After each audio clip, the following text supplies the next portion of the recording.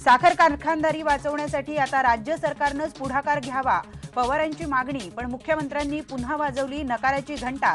FRP आणि साखरेच्या भावातली 700 रुपयांची तफावत भरून काढायची तरी कशी, पवारांचा खडा सवाल। कोल्हापुरात पंचगंगा दूषित करणाऱ्या साखर कारखान्यांना प्रदूषण नियंत्रक मंडळाचा दणका। 11 कारखान्यांना ठोठावला 85 लाखांचा दंड।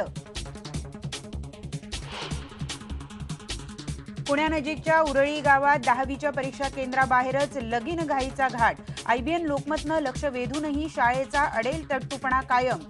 लाऊडस्पीकरच्या गोंगाटातच मुलांना लिहावा लागतो आहे इंग्रजीचा पेपर। बेळगावच्या महापौर आणि उपमहापौरांची थोड्या वेळातच होणार निवड। कोण मारणार बाजी, सगळ्यांचंच लक्ष।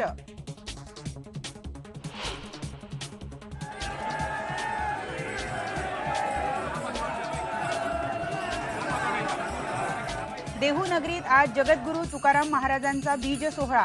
बीज सोहळ्यासाठी हजारो भाविक देहू नगरीत दाखल। दुपारी 12:30ला पार पडणार मुख्य सोहळा। आणि आरे कॉलनी मधली झाडं वाचवण्यासाठी सायकल रॅली। सेव्ह आरे ग्रुपचा प्रयत्न।